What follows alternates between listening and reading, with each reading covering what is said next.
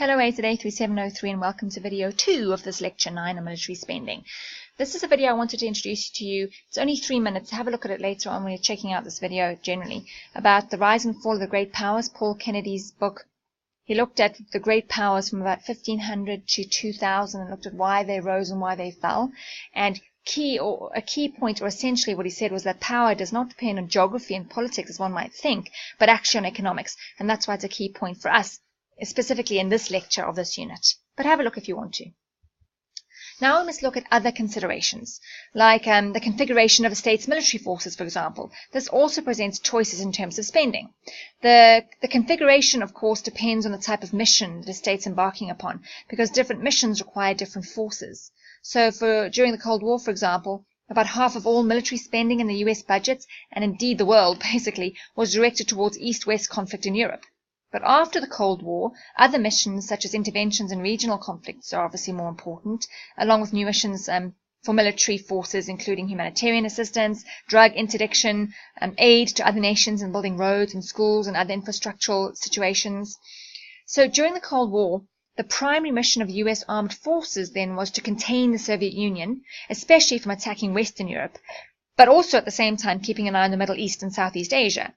But then comes the Gulf War in 1991 with a new type of mission suggested based on the ability to deploy a large armed force to a regional conflict area. Now, after the Cold War, US policymakers envisioned this idea of smaller groups of conventional troops combined with special operation forces stationed around the world, armed with advanced weapons which could be deployed very quickly in the event of a threat. But the 2003 Iraq War, if anyone knows their history, showed that technology and special forces alone could not pacify a large country with basically a hostile population.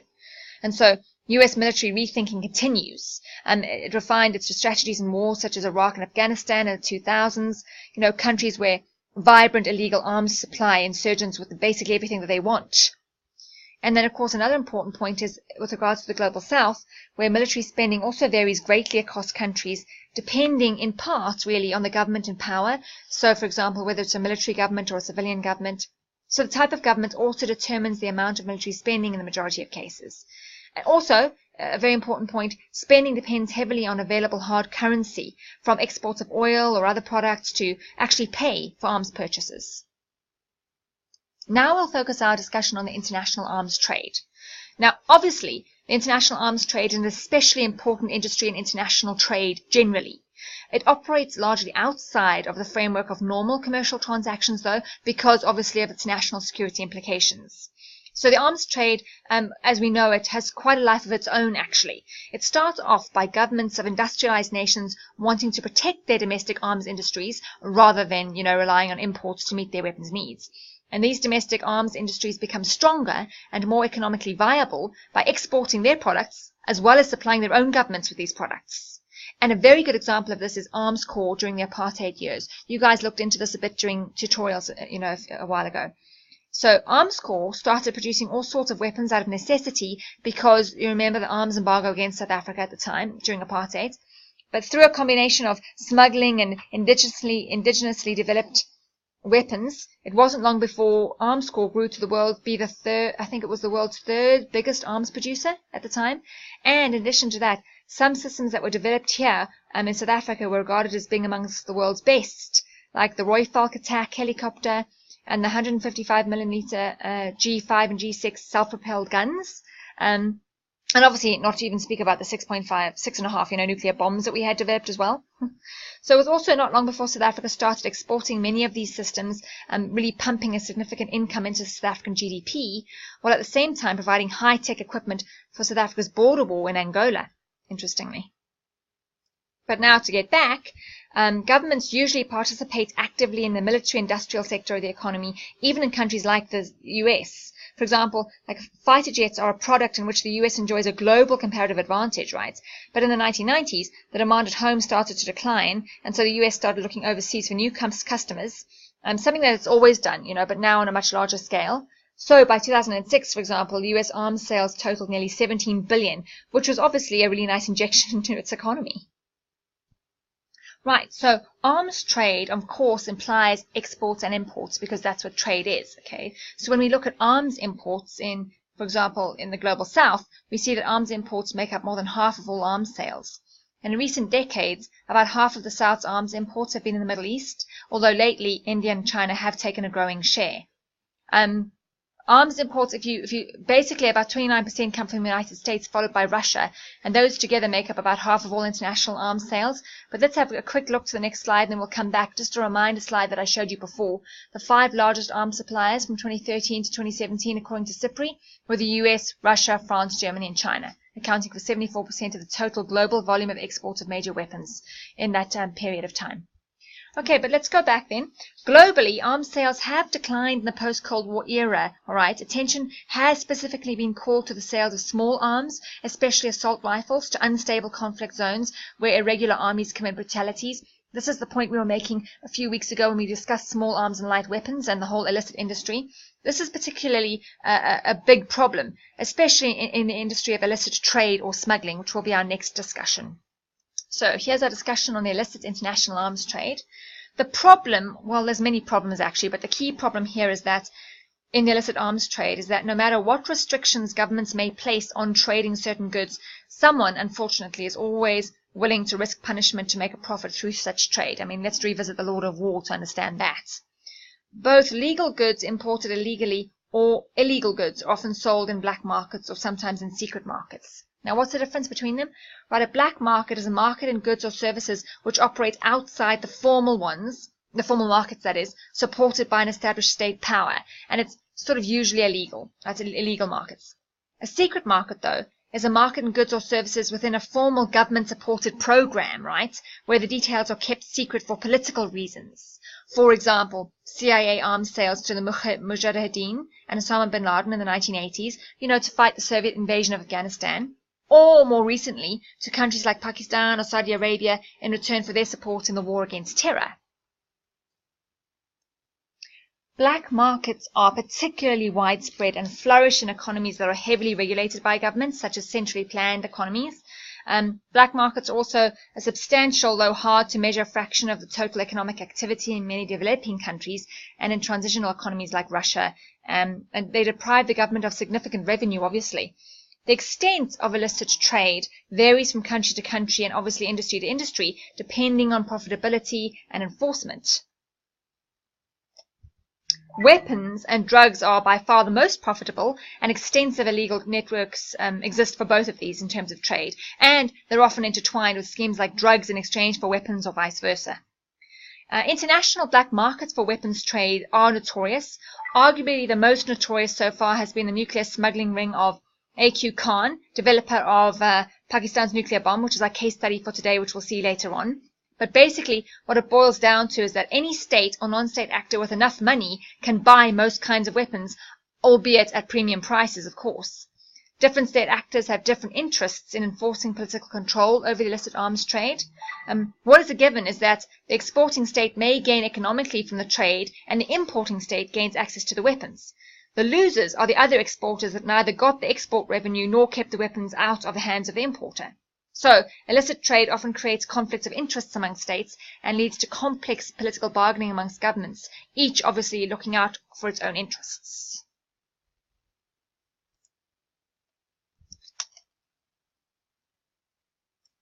So it's important to remember that various importers of illicit arms have their own different agendas. So as you'll see from today's video clip on the Pakistan situation, Pakistan not only wanted a nuclear bomb because they felt threatened by their arch enemy India's nuclear capability, but they also wanted a nuclear capability for the entire Islamic world. So in the words of the Pakistani President Bhutto at the time, said, the Hindus have a bomb, the Christians have a bomb, the Jews have a bomb, and the only civilization who does not have a bomb is Islam. So this ideal will set the stage for the worst illicit nuclear scandal the world has ever seen. Through a vast smuggling network, Pakistan successfully developed its own atomic bomb and then illicitly exported that knowledge and technology to whoever was willing to pay premium money for it. Now I'm going to show you guys a video on it's actually Abdul Qadir Khan, but known sort of more formally as A.Q. Khan, basically a Pakistani nuclear physicist and a metallurgical engineer. Now have a look at this video.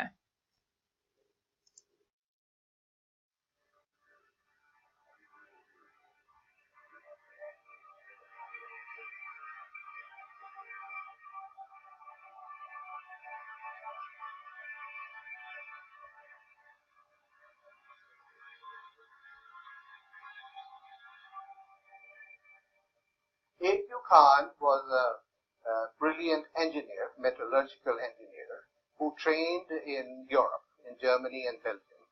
And he was highly regarded by his thesis supervisor and highly recommended.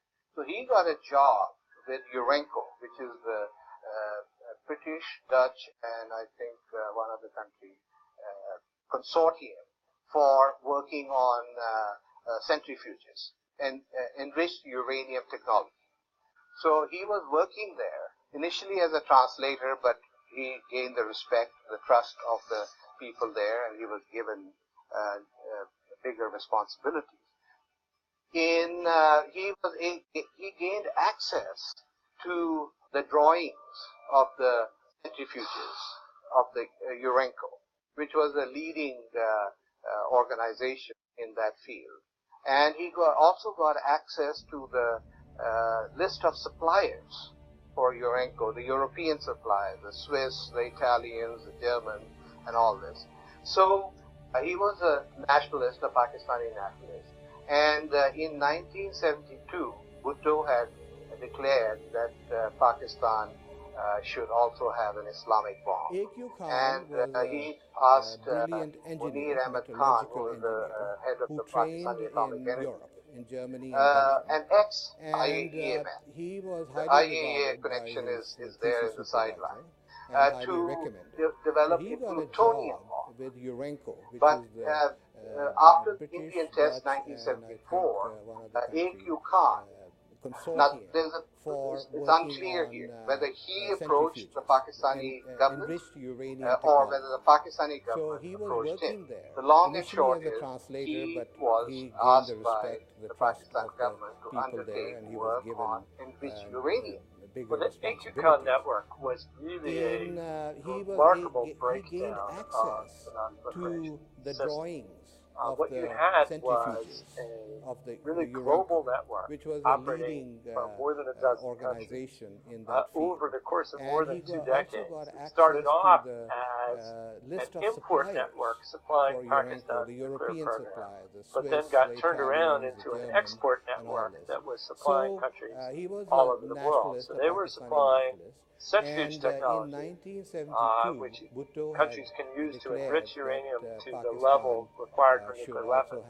Really the technology of choice for the determined nuclear cheater, because it's small and easy to hide.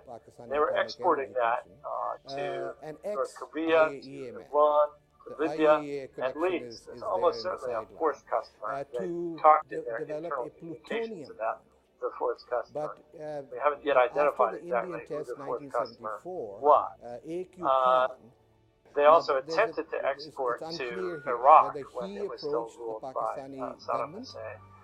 Fortunately, the first Gulf War in 1991 cut short Iraq's nuclear weapons program before Iraq had the opportunity to take the advantage of the offer from the Khan network. But they were also exporting actual nuclear weapon designs, at least to Libya, and we strongly suspect to other countries as well. They provided, for example, to Iran a package of information about how to take uranium metal and cast it into the kind of spheres you would want for the core of a nuclear bomb. So the chain went from North Korea through China to Pakistan and to Iran and Libya, with suppliers in Switzerland, Germany, Italy, and other places. Some subcontract work being done in Malaysia or Southeast Asia. And it was a very successful operation. I mean, A.Q. Khan claimed, or the Pakistani military government claimed that this was a rogue operation, but I don't because the aircraft which would be used to fly to ferret the supplies of North Korea and elsewhere were Pakistan government aircraft. What was new in a way about the A.Q. Khan network was this sort of global network of private entrepreneurs integrated by a participant in a state network named A.Q. Khan that was sort of reaching out to potential proliferants and saying, look what we have to offer, rather than a state putting together a procurement network saying this is what we need and going out and figuring out ways to get it. This story had started in '79, and the agency of the U.S. government had interfered with the arrest of A.Q. Khan, and had accepted, tolerated, not accepted, but tolerated the weapons development by Pakistan's military government in the 80s because of other considerations on the American side. So I was not surprised at all. I mean, I was surprised at when the revelations came out, New York Times and others. There's a lot of material on this.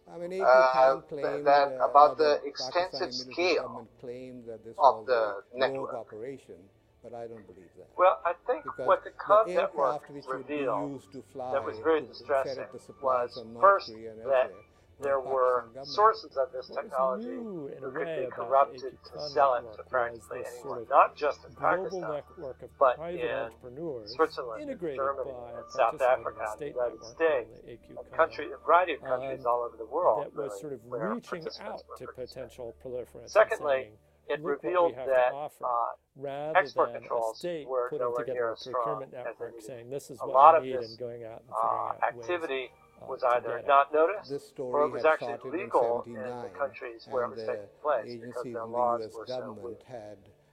Thirdly, I think it indicated that our intelligence capabilities, in particular our cooperation in intelligence between different countries, was nowhere near as strong as it needed to be, because it took decades to figure out this network and to take it down in the 80s because of other considerations. And I think fourthly, it showed that the world's law enforcement is nowhere near what it needs to be. Almost all of the participants in the AQCON network are free men today, and they're largely rich free men today. And that's not a good example to send to future potential participants in these kinds of black market networks. Was first that I think the IAEA still has a ways to go in its work on nuclear smuggling. What they do now is they receive information provided by member states and put it together into a database, the International Trafficking Database. But what we often don't know from what states are willing to just provide officially, and what you really need to find out through real investigation, going and interviewing people, talking to different police and intelligence people, etc., is where did this material come from? How did it get stolen? We need to move toward a world that states don't really want to give that information, especially if there's a state that it came from, because they think it's embarrassing. But we need to move to a world where there is more opprobrium for keeping information about that other countries could learn from the IAEA than there is for admitting that you have a problem in the past. Because if we don't identify how these kinds of thefts occur, then we can't learn lessons to prevent them from happening in the future.